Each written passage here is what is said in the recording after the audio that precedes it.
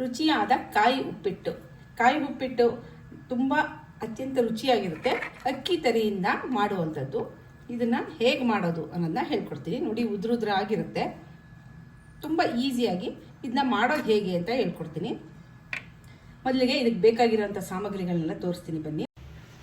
ಸಖತ್ ಟೇಸ್ಟಿಯಾದ ರುಚಿಯಾದ ಕಾಯಿ ಉಪ್ಪಿಟ್ಟಿಗೆ ನಾವಿವತ್ತು ಮೊದಲನೇದಾಗಿ ತೊಗೊಂಡಿರೋದು ಅಕ್ಕಿ ತರಿ. ಇದು ಅಕ್ಕಿ ತರಿ ಅಂತ ಸಿಗುತ್ತಲ್ಲ, ಅದು ದಪ್ಪ ರವೆ ಸರ ಅಕ್ಕಿ ತರಿ ತೊಗೊಂಡಿದ್ದೀನಿ. ಜೊತೆಗೆ ಅದಷ್ಟೇ ಮೆಜರ್ಮೆಂಟಲ್ಲಿ ಹಸಿ ಕಾಯಿ ತುರಿ ತೊಗೊಂಡಿದ್ದೀನಿ.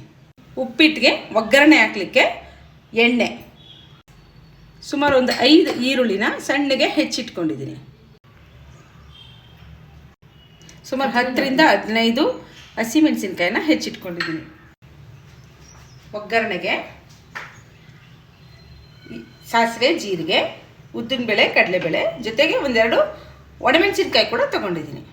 ಜೊತೆಗೆ ಹುಳಿಗೆ ನಿಂಬೆಹಣ್ಣು, ಆಮೇಲೆ ಕರ್ಬೇವಿನ ಸೊಪ್ಪು, ಕೊತ್ತಂಬರಿ ಸೊಪ್ಪು, ಒಗ್ಗರಣೆಗೆ ಬೇಕಾಗಿರೋಂಥ ಸಾಮಗ್ರಿ. ಜೊತೆಗೆ ಮೇಯ್ನು ರುಚಿಗೆ ಉಪ್ಪು. ಇದಿಷ್ಟು ನಮ್ಮ ಕಾಯಿ ಉಪ್ಪಿಟ್ಟಿಗೆ ಬೇಕಾಗಿರುವಂಥ ಸಾಮಗ್ರಿಗಳು. ಈಗ ಕಾಯಿ ಉಪ್ಪಿಟ್ಟು ಮಾಡೋದು ಹೇಗೆ ಅಂತ ಹೇಳ್ಕೊಡ್ತೀನಿ ಬನ್ನಿ. ಕಾಯಿ ಉಪ್ಪಿಟ್ಟು ಮಾಡೋಕ್ಕೆ ಈ ಅಕ್ಕಿ ತರಿ ತೊಗೊಂಡಿದ್ವಲ್ಲ, ಇದನ್ನೊಂದು ಪಾತ್ರೆಗೆ ಹಾಕಿ ಮೊದಲು ಅಕ್ಕಿ ತರಿನ ಸ್ವಲ್ಪ ತಣ್ಣೀರು, ಮಾಮೂಲಿ ನೀರು ಹಾಕಿ ತೊಳ್ಕೊಳ್ಳೋಣ. ಇದನ್ನು ತೊಳೆದು ಹಿಂಗೆ ಚೆಲ್ಲೋಣ. ಈ ನೀರನ್ನ ತೊಳೆದು ಇಟ್ಕೊಂಡಿರೋ ಅಂಥ ಅಕ್ಕಿ ತರಿಗೆ ಕಾಯಿ ಹಾಕೊಳ್ಳೋಣ.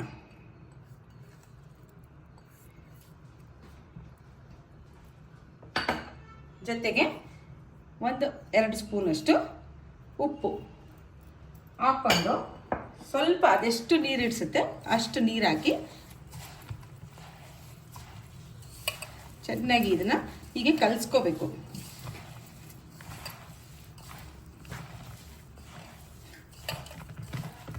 ಈ ಥರ ಕಲಸಿ ಸ್ವಲ್ಪ ಹಿಂಗೆ ನೀರು ಹಾಕಿ ಚಿಮುಕಿಸಿ ಈ ನೀರು ಹಿಂಗೆ ಮುಳುಗಿಸೋ ಅಷ್ಟು ಮಾಡಿಬಿಟ್ಟು ಒಂದು 10 ಮಿನಿಟ್ಸ್ ಇದನ್ನು ನೆನೆಯೋಕ್ಕೆ ಬಿಡೋಣ.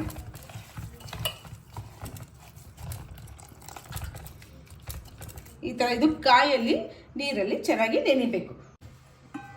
ಈಗ 10 ನಿಮಿಷ ಆಗಿದೆ ನೋಡಿ. ಈ ಥರ ನಾವು ನೀರು ಹಾಕಿ ನೆನೆಸಿಟ್ಟಿದ್ವಲ್ಲ, ಉಪ್ಪು, ಕಾಯಿ ತುರಿ ಮತ್ತು ಅಕ್ಕಿ ತರಿ ಹಾಕಿ ನೆನೆಸಿ ಇಟ್ಟಿದ್ವಲ್ಲ, ಇದನ್ನು ಇಡ್ಲಿ ತಟ್ಟೆಗೆ ಇದನ್ನೆಲ್ಲ ಹಿಂಗೆ ಹಾಕಿ ಬೇಯಕ್ಕಿಡೋಣ.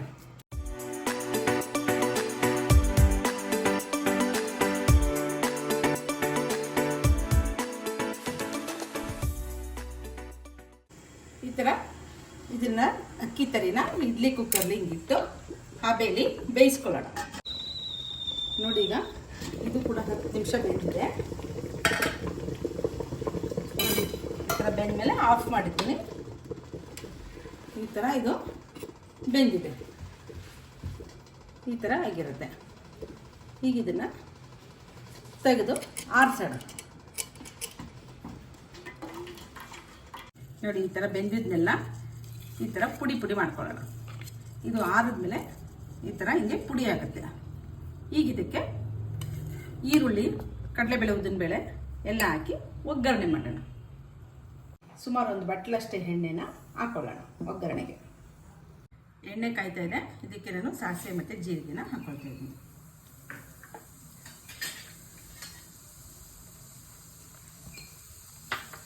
ನಾನು ಸಾಮಾನ್ಯವಾಗಿ ಗಾಣದ್ದು ಕಡಲೆಕಾಯಿ ಎಣ್ಣೆನೇ ಉಪಯೋಗಿಸೋದು.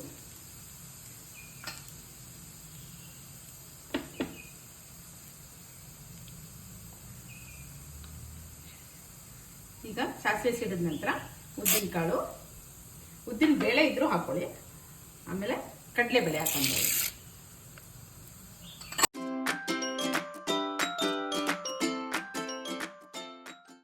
ಮೊದಲಿಗೆ ಸಾಸಿವೆ, ಜೀರಿಗೆ, ಉದ್ದಿನಬೇಳೆ, ಕಡಲೆಬೇಳೆ, ಆಮೇಲೆ ಹಸಿಮೆಣಸಿನ್ಕಾಯಿ, ಒಣಮೆಣಸಿನ್ಕಾಯಿ, ಉದ್ದುದ್ದಕ್ಕೆ ಹೆಚ್ಚಿರೋಂಥ ಈರುಳ್ಳಿನ ಮಾಮೂಲಿ ಉಪ್ಪಿಟ್ಟಿಗೆ ಒಗ್ಗರಣೆ ಕೊಡ್ತೀವಲ್ಲ ಹಂಗೇನೆ ಒಗ್ಗರಣೆ ಹಾಕ್ತೀವಿ. ಕರ್ಬೇವಿನ ಸೊಪ್ಪು ಹಾಕೊತಿದ್ವಿ. ನಾವು ರವೆ ಬೇಯಿಸ್ಲಿಕ್ಕೆ, ಅಕ್ಕಿ ತರಿ ಬೇಯಿಸ್ಲಿಕ್ಕೆ ಕೂಡ ಉಪ್ಪು ಹಾಕಿದ್ವಿ. ಈಗ ಸ್ವಲ್ಪ ಉಪ್ಪು ಹಾಕೊಳ್ಳಿ, ನೋಡ್ಕೊಂಡು ಉಪ್ಪು ಹಾಕೊಳ್ಳಿ.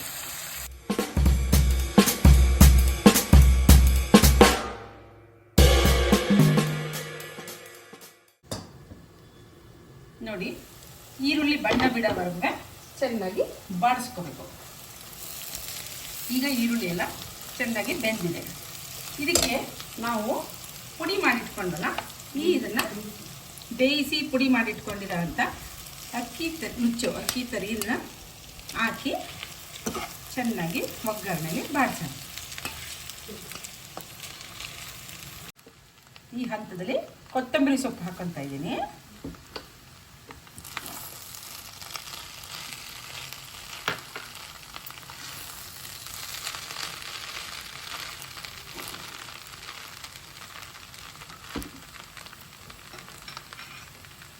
ಇನ್ನೇನು ಒಲೆ ಆರಿಸ್ತೀವಿ ಎಲ್ಲ ಆಗಿದೆ ಅನ್ಬೇಕಾದ್ರೆ ನಿಂಬೆ ಹುಳಿನ ಇಟ್ಕೊಳ್ಳೋಣ.